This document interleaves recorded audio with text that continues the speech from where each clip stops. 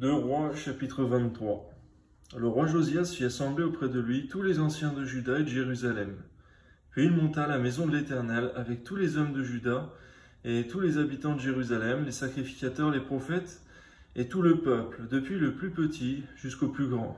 Il lut devant eux toutes les paroles du livre de l'Alliance qu'on avait trouvé dans la maison de l'Éternel. Le roi tenait sur l'estrade et il traita alliance devant l'Éternel, s'engageant à suivre l'Éternel et à observer ses ordonnances, ses préceptes, ses lois de tout son cœur et de toute son âme, afin de mettre en pratique les paroles de cette alliance écrites dans ce livre. Et tout le peuple entra dans l'alliance. Merci Seigneur, lorsqu'un chef fait alliance avec toi, Seigneur, le chef d'un peuple, et que le peuple est soumis à ce chef, Seigneur, eh bien le peuple, Seigneur mon Dieu, entier se tourne et fait alliance vers l'Éternel. À toi la gloire, Seigneur. Donne-nous, Seigneur, toujours des chefs qui craindront l'Éternel, des chefs qui feront alliance avec toi, Seigneur, et où le peuple le suivra. Amen. Le roi ordonna à Elkija, le grand sacrificateur, aux sacrificateurs du second ordre, et à ceux qui gardaient le seuil de sortir du temple de l'Éternel tous les ustensiles qui avaient été faits pour Baal, pour Astarté et pour toute l'armée des cieux. Et il les brûla hors de Jérusalem, dans les champs du Cédron, et en fit porter la poussière à Béthel. Il chassa les prêtres des idoles établis par les rois de Juda pour brûler des parfums sur les hauts lieux dans les villes de Juda et aux environs de Jérusalem, et ceux qui offraient des parfums à Baal, au soleil, à la lune, au zodiaque et à toute l'armée des cieux. Il sortit de la maison de l'Éternel l'idole d'Astarté, qu'il transporta hors de Jérusalem vers le torrent de Cédron. Il la brûla au torrent de Cédron et la réduisit en poussière, et il en jeta la poussière sur les sépulcres des enfants du peuple. Il abattit les maisons des prostituées qui étaient dans la maison de l'Éternel, et où les femmes tissaient des tentes pour Astarté. Il fit venir tous les sacrificateurs des villes de Juda. Il souilla les hauts lieux où les sacrificateurs brûlaient des parfums, depuis Guéba jusqu'à Beersheba, et il renversa les hauts lieux des portes, celui qui était à l'entrée de la porte de Josué, chef de la ville, et celui qui était à gauche de la porte de la ville. Toutefois, les sacrificateurs des hauts lieux ne montaient pas à l'autel de l'Éternel à Jérusalem, mais ils mangeaient des pains sans levain au milieu de leurs frères. Le roi souilla Tophet dans la vallée des fils de Hinnom, afin que personne ne fît plus passer son fils ou sa fille par le feu en l'honneur de Moloch. Merci Seigneur, car le roi avait un souci, Seigneur, c'était que plus jamais, Seigneur, ce qui a été fait de mal, d'idolâtre, de meurtrier, d'infanticide ne se fasse à l'avenir. Toi soit la gloire, Seigneur, de nous de ne pas veiller seulement à nos actions présentes, mais aussi celles de ceux qui nous succéderont. Amen. Il fit disparaître de l'entrée de la maison de l'Éternel les chevaux que les rois de Juda avaient consacrés au soleil près de la chambre de l'eunuque Nétan-Mélec, qui demeurait dans le faubourg, et il brûla au feu les chars du soleil. Le roi démolit les autels qui étaient sur le toit de la chambre haute d'Akaz, et les rois de Juda, que les rois de Juda avaient fait, et les autels qu'avait fait Manassé dans les deux parvis de la maison de l'Éternel, après les avoir brisés et enlevés de là, il en jeta la poussière dans le torrent de Cédron. Le roi souilla les hauts lieux qui étaient en face de Jérusalem, sur la droite de la montagne de Perdition, et que Salomon, roi d'Israël, avait bâti à Astarté, l'abomination des Sidoniens, à Kémosh, l'abomination de Moab, et à Milkob, l'abomination des fils d'Ammon. On voit, Seigneur, malheureusement, on peut retenir de Salomon qu'il a fait de merveilleux écrits, les Proverbes et l'Ecclésiaste, mais qu'il a fait aussi des abominations, des statues dédiées aux idoles. Merci Seigneur de ce que, au temps venu, Seigneur, un roi plus juste que lui, les a brisés, les a renversés, afin, Seigneur, que ce ne soit plus jamais les objets d'aucun culte. Amen. Il brisa les statues, abattit les idoles, et il remplit d'ossements d'hommes la place qu'elle occupait. Il renversa aussi l'autel qui était à Béthel, et le haut lieu qu'avait fait Jéroboam, fils de Nébat, qui avait fait pécher Israël. Il brûla le haut lieu et le réduisit en poussière, et il brûla l'idole.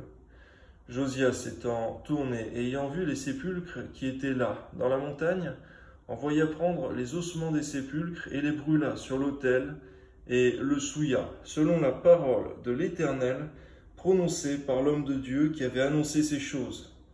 Il dit, « Quel est ce monument que je vois ?» Les gens de la ville lui répondirent, « C'est le sépulcre de l'homme de Dieu qui est venu de Juda et qui a crié contre l'autel de Béthel ces choses que tu as accomplies. » Amen. Et il dit, « Laissez-le, que personne ne remue ses os. » On conserva ainsi ses os avec les os du prophète qui était venu de Samarie. On voit, Seigneur, que le vieux prophète savait déjà d'avance que ses os à lui non plus ne seraient pas bougés à cause du sépulcre, du juste et du jeune prophète, Seigneur mon Dieu. Toi la gloire, Seigneur, pour ce jeune prophète qui était consacré à toi, Seigneur, qui t'a servi fidèlement, mais à la fin, Seigneur, malheureusement, dans sa désobéissance, a perdu la vie. Josias fit encore disparaître toutes les maisons des hauts lieux qui étaient dans les villes de Samarie et qu'avaient faites les rois d'Israël pour irriter l'Éternel. Et il fit à leur égard entièrement comme il avait fait à Béthel. Il immola sur les autels tous les prêtres des hauts lieux qui étaient là, il y brûla des ossements d'hommes. Puis il retourna à Jérusalem. Le roi donna cet ordre à tout le peuple, « Célébrez la Pâque, en l'honneur de l'Éternel votre Dieu, comme il est écrit dans ce livre de l'Alliance. » Aucune Pâque pareille à celle-ci n'avait été célébrée depuis le temps où les juges jugeaient Israël pendant tous les jours des rois d'Israël et des rois de Juda. Ce fut la 18e année du roi Josias qu'on célébra cette Pâque en l'honneur de l'Éternel à Jérusalem. Amen. De plus, Josias fit disparaître ceux qui évoquaient les esprits et ceux qui prédisaient l'avenir, et les téraphins, et les idoles, et toutes les abominations qui se voyaient dans le pays de Juda et à Jérusalem, afin de mettre en pratique les paroles de la loi écrites dans le livre que le sacrificateur Ilkija avait trouvé dans la maison de l'Éternel. C'est vrai, Seigneur, merci pour ce roi qui avait la domination sur cette nation et qui devait l'amener à l'obéissance à l'Éternel. Aujourd'hui, ce n'est plus seulement une nation qu'on doit amener à l'obéissance à l'Éternel, c'est annoncer l'Évangile à toutes les nations, mais c'est renverser les idoles de toutes les églises qui sont les nôtres, Seigneur mon Dieu. Toutes les églises, Seigneur mon Dieu, qui appartiennent véritablement au peuple de Dieu né de nouveau, afin qu'il n'y ait plus aucun culte à des idoles. Car tu ne partageras pas ta gloire, Seigneur. À toi seul soit toute la gloire et l'honneur, et la louange au siècle des siècles. Amen. Avant Josias, il n'y eut point de roi qui, comme lui, revint à l'Éternel de tout son cœur, de toute son âme, de toute sa force, selon toute la loi de Moïse. Et après lui, il n'y en a point paru de semblable. Toutefois, l'Éternel ne se désista point de l'ardeur de sa grande colère, dont il était enflammé contre Juda, à cause de tout ce qu'avait fait Manassé pour l'irriter. On voit que Manassé, même si plus tard il était pardonné en s'étant repenti, ses actions ont eu de graves conséquences irréversibles. Que même, Seigneur mon Dieu, un roi juste comme Josias, qui toute sa vie a œuvré pour renverser toutes les mauvaises choses, les idoles et autres, eh bien ça n'a pas suffi pour effacer l'ardeur de ta colère. Aucune action n'a pu le faire, c'est seulement le sacrifice de Jésus-Christ qui a pu, c'est vrai, Seigneur mon Dieu, nous délivrer de la colère. Toi la gloire, Seigneur, Amen. Et l'Éternel dit, j'ôterai aussi Juda de devant ma face, comme j'ai ôté Israël, et je rejetterai cette ville de Jérusalem que j'avais choisie, et la maison de laquelle j'avais dit, là sera mon nom. Le reste des actions de Josias et tout ce qu'il a fait, cela n'est-il pas écrit dans le livre des chroniques des rois de Juda? De son temps, Pharaon Nécho, roi d'Égypte, monta contre le roi d'Assyrie, vers le fleuve de l'Euphrate. Le roi Josias marcha à sa rencontre, et Pharaon le tua à Megiddo. Dès qu'il le vit, ses serviteurs l'emportèrent mort sur un char, et l'amenèrent de Megiddo à Jérusalem, et l'emportèrent dans son sépulcre. Le peuple du pays prit Joachaz, fils de Josias, et loignirent, et le firent roi à la place de son père. Joachaz avait 23 ans lorsqu'il devint roi, et il régna 3 mois à Jérusalem. Un règne de 3 mois, c'est vrai, ce n'est pas long, mais c'est aussi, Seigneur, la plupart du temps, le prix de l'injustice, c'est que le règne se raccourcit et ne se prolongera pas. Amen. Sa mère s'appelait Amoutal, fille de Jérémie de Limna. Il fit ce qui est mal aux yeux de l'Éternel, entièrement comme avaient fait ses pères. Pharaon Nécho l'enchaîna à Ribla, dans le pays de Hamath, pour qu'il ne régnât plus à Jérusalem. Et il mit sur le pays une contribution de 100 talents d'argent et d'1 talent d'or. Et Pharaon Nécho établit roi Éliakim, fils de Josias, à la place de Josias, son père. Et il changea son nom en celui de Joachim. Il prit Joachaz, qui alla en Égypte et y mourut. Joachim donna à Pharaon l'argent et l'or, mais il taxa le pays pour fournir cet argent d'après l'ordre de Pharaon. Il détermina la part de chacun et exigea du peuple du pays l'argent et l'or qu'il devait livrer à Pharaon Nécho. Joachim avait 25 ans. Lorsqu'il devint roi, il régna 11 ans à Jérusalem. Sa mère s'appelait Jébouda, fille de Pédaja de Ruma. Il fit ce qui est mal aux yeux de l'Éternel, entièrement comme avaient fait ses pères. 2 Rois, chapitre 24. De son temps, Nebuchadnezzar, roi de Babylone, se mit en campagne. Joachim lui fut assujetti pendant 3 ans. Mais il se révolta de nouveau contre lui. Alors l'Éternel envoya contre Joachim des troupes de Chaldéens, des troupes de Syriens, des troupes de Moabites et des troupes d'Ammonites. Ils envoya contre Juda pour le détruire, selon la parole que l'Éternel avait prononcée par ses serviteurs les prophètes. Cela arriva uniquement sur l'ordre de l'Éternel, qui voulait ôter Juda de devant sa face, à cause de tous les péchés commis par Manassé et à cause de tout le sang innocent qu'avait répandu Manassé, dont il avait rempli Jérusalem. Aussi l'Éternel ne voulut-il point pardonner le reste des actions de Joachim et tout ce qu'il a fait. Cela n'est-il pas écrit dans le livre des chroniques des rois de Juda? Joachim se coucha avec ses pères et Joachim, son fils, régna à sa place. Le roi d'Égypte ne sortit plus de son pays, car le roi de Babylone avait pris tout ce qui était au roi d'Égypte, depuis le torrent d'Égypte jusqu'au fleuve de l'Euphrate. Joachim avait 18 ans lorsqu'il devint roi. Il régna 3 mois à Jérusalem. Sa mère s'appelait Nehushta, fille d'Elnathan de Jérusalem. On voit effectivement qu'il est précisé le nom des mères de ces rois. Non seulement, Seigneur, effectivement, pour décrire de quelles femmes sont issus ces rois, car certains étaient polygames, mais surtout aussi, Seigneur, pour expliquer, démontrer véritablement que la mère a beaucoup d'importance sur l'enfant, qui obtient un jour, effectivement, comme ces rois, beaucoup de responsabilités. Il y a beaucoup de mères qui entraînaient ces rois à l'iniquité, à l'impiété, alors que d'autres mères les amenaient, Seigneur mon Dieu, à l'obéissance, à la crainte de l'Éternel. Je te prie pour toutes ces mamans, Seigneur mon Dieu, sur terre, qui sont dans la foi, Seigneur, et qui prient, qui intercèdent pour leurs enfants afin qu'ils marchent dans la foi, ou alors qu'ils viennent vers toi, Seigneur. Affermis-les dans toutes tes voies, Seigneur. Fortifie-les, Seigneur, afin qu'elles puissent continuer à insister, continuer à persévérer dans ces œuvres d'intercession et dans l'éducation de leurs enfants, Seigneur, car cela déterminera en beaucoup, Seigneur mon Dieu, l'avenir de ces enfants. C'est vrai, le père aussi a un rôle dans l'éducation, mais on voit aussi, Seigneur mon Dieu, que la mère a un rôle tout à fait particulier en cela. À toi soit la gloire, Seigneur, pour toutes les mères, Seigneur mon Dieu, qui sont dévouées pour l'éducation de leurs enfants, les amener à la crainte de Dieu et à te servir. À toi soit la gloire, Père. Amen. Il fit ce qui est mal aux yeux de l'Éternel, entièrement comme avait fait son père. En ce temps-là, les serviteurs de Nebuchadnezzar, roi de Babylone, montèrent contre Jérusalem, et la ville fut assiégée. Nebuchadnezzar, roi de Babylone, arriva devant la ville pendant que ses serviteurs l'assiégeaient. Alors Joachim, roi de Juda, se rendit auprès du roi de Babylone, avec sa mère, ses serviteurs, ses chefs et ses eunuques. Et le roi de Babylone le fit prisonnier. La 8e année de son règne, il tira de là tous les trésors de la maison de l'Éternel et les trésors de la maison du roi.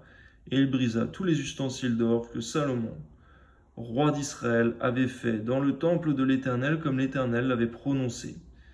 Il emmena en captivité tout Jérusalem, tous les chefs et tous les hommes vaillants, au nombre de 10 000 exilés, avec tous les charpentiers et les serruriers.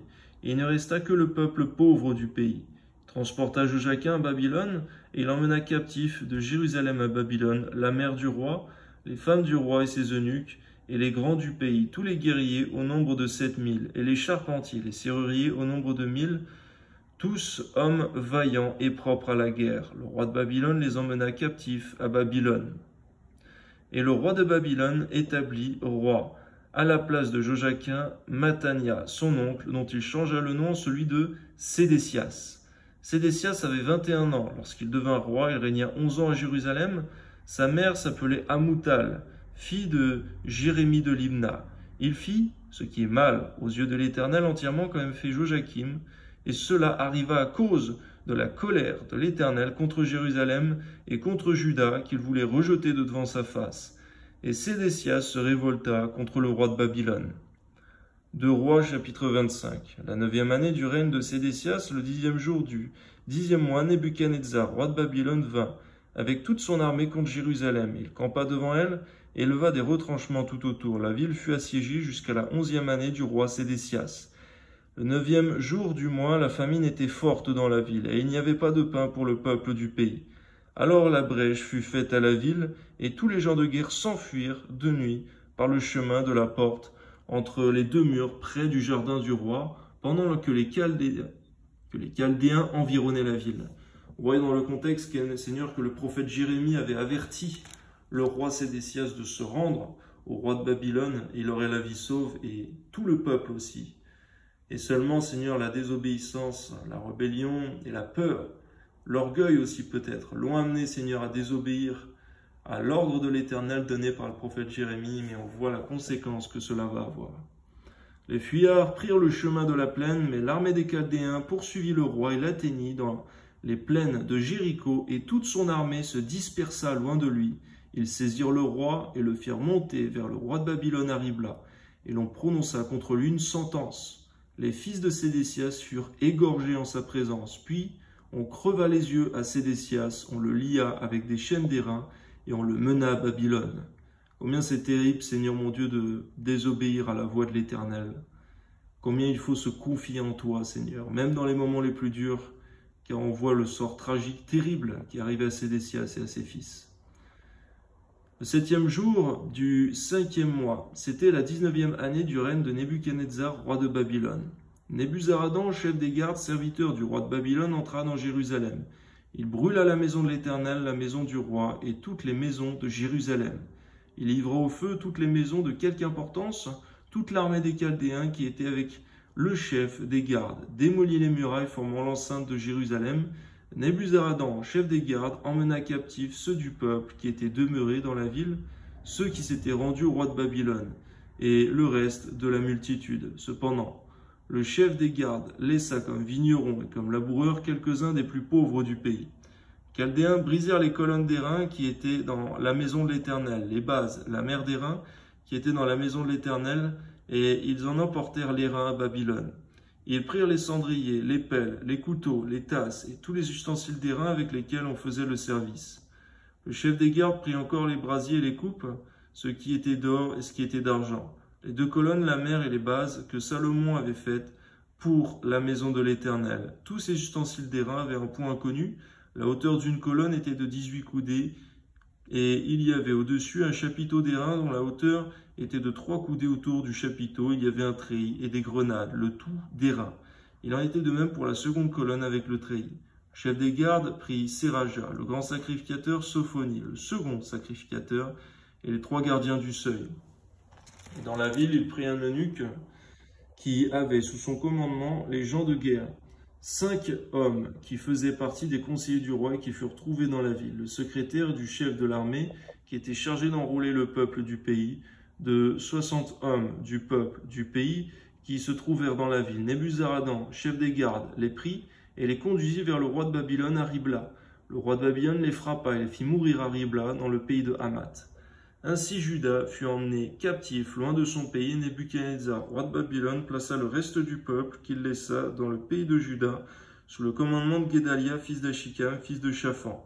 Lorsque tous les chefs des troupes eurent appris, eux et leurs hommes, que le roi de Babylone avait établi Guédalia pour gouverneur, ils se rendirent auprès de Guédalia à Mitzpah, savoir Ismaël, fils de Netania, Joshanan, fils de Cariach, Séraja, fils de Tanoumet, de Netopha, et Jaazania, fils du Maacatien, eux et leurs hommes. Guédalia leur jura, à eux et à leurs hommes, et leur dit, ne craignez rien de la part des serviteurs des Chaldéens, demeurez dans le pays, servez le roi de Babylone, et vous vous en trouverez bien. Merci Seigneur pour ce serviteur, effectivement, Guédalia, Seigneur, par qui, Seigneur mon Dieu, ton ordre se faisait. Mais au 7e mois, Ismaël, fils de Netania, fils d'Elishama de la race royale, vint accompagné de 10 hommes. Ils frappèrent mortellement Guédalia, ainsi que les Juifs et les Chaldéens qui étaient avec lui à Mitzpah. Alors tout le peuple, depuis le plus petit jusqu'au plus grand, et les chefs des troupes se levèrent et s'en allèrent en Égypte, parce qu'ils avaient peur des Chaldéens. On voit, Seigneur, à cause de la mort d'un chef juste, tout le peuple est parti dans la peur, la confusion, la rébellion, la désobéissance et la perte. Donne-nous de prendre soin de nos chefs, de ceux particulièrement qui craignent l'Éternel, car lorsqu'ils partent, Seigneur mon Dieu, parfois, c'est pour la ruine de tous ceux, Seigneur mon Dieu, sur qui, Seigneur mon Dieu, ce chef avait autorité. Amen. La 37e année de la captivité de Joachim, roi de Juda, le 27e jour du 12e mois, Évil-Mérodach, roi de Babylone, dans la première année de son règne, releva la tête de Joachim, roi de Juda, et le tira de prison. Il lui parla avec bonté, et il mit son trône au-dessus du trône des rois qui étaient avec lui à Babylone. Et il lui fit changer ses vêtements de prison, et Joachim mangea toujours à sa table tout le temps de sa vie. Le roi pourvut constamment à son entretien journalier tout le temps de sa vie. Pour la gloire, Père, dans le beau nom de ton Fils Jésus, donne-nous toujours la crainte de Dieu, qui est la haine du mal, et l'obéissance qui vaut mieux que les sacrifices. On voit la succession de ces rois, certains ont été justes, d'autres injustes. Et il y a un salaire pour tout cela, et cependant un salaire éternel. Donne-nous de méditer là-dessus afin de bien œuvrer fidèlement à tes commandements tous les jours de nos vies, Seigneur. Au nom de Jésus. Amen.